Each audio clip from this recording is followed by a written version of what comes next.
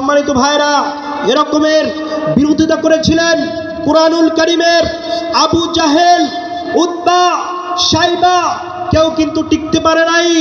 ইবনে মুগীরা কেউ টিকতে পারে নাই, টিকে গেছেন আখির জামানার পয়গম্বর শেষ নবী জনাবে মুহাম্মদুর রাসূলুল্লাহ সাল্লাল্লাহু আলাইহি ওয়াসাল্লাম। অতএব এরকমের বাতিল যদি উঠে আসতে চাও কখনো টিকতে পারবে না, অতএব কখনো টিকা সম্ভব নয়। বাতিল টিকতে পারবে না, এই জামিনের মধ্যে বাতিল টিকতে পারবে না। কারণটা কি জানেন? আমি আল্লামা সাঈদীর পক্ষে কিছু কথা বলেছিলাম দেপাড়ার ময়দানে, আমার কথাটা ঢাকায় চলে গিয়েছিলেন। শুধু তাই নয়, ভাইরাল এরকমের তামাম জেলার মধ্যে একটা তাফসীর তো দূরের কথা, একটা ইসলামী সঙ্গীত আমাকে বলতে দেওয়া হয় নাই।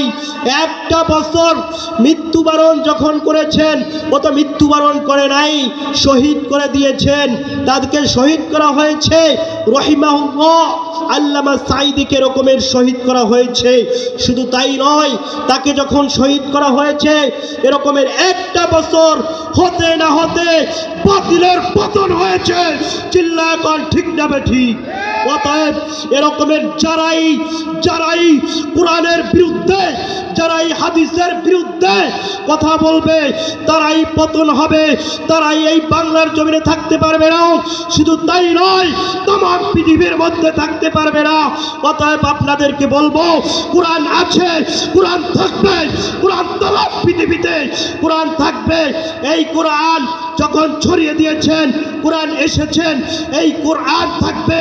আপনি আমি না থাকতে পারি, এই ছেলেবেলা না থাকতে পারে, শয়তানের দল না থাকতে পারে, কিন্তু এই কুরআনুল কারীম কিন্তু তামাম পৃথিবীতে চিরটা জীবন থাকবে। হয়তোবা আমি শহীদ হয়ে যাব, আপনি শহীদ হয়ে যাবেন, আল্লামা সাঈদী শহীদ হয়েছে, এরকমের হাজারো শহীদ হয়ে যাবে, কিন্তু এই কুরআনুল কারীম পাহাড়গঞ্জ চলবে, এই কুরআনুল কারীম বাংলাদেশে চলবে, এই কুরআনুল কারীম তামাম পৃথিবীতে চলবে। চিল্লায় কোন ঠিক না ঠিক? অতএব আপনাদের সকলকে বলবো, তামাম পৃথিবী, তামাম লাইফ এই কুরআনুল কারীমের সঙ্গে থাকতে রাজি আছেন না নাই? অতএব তামাম পৃথিবীর তামাম মানুষকে এখান থেকে বলবো, এই কথাগুলো ইউটিউবে যাবে, এই কথাগুলো ফেসবুকে যাবে। কারণটাকে আমার নিজেরই একটা চ্যানেল আছে, অন্ধ হাফেজ ইখলাসুর রহমান, এখানে সকলেই সার্চ করবেন, ইনশাল্লাহ পেয়ে যাবেন। যাই হোক, যেই কথাগুলো বলেছি কোরআন এবং হাদিস থেকে বলার চেষ্টা করেছি, তারপরেও যদি কোনো ভুল ইনফরমেশন দিয়ে থাকি, আল্লাহ তাআলা যেন আপনাদের হৃদয়ের পর থেকে ডিলিট করে দেয়, মুছে দেয়। সকলে বলুন আমিন।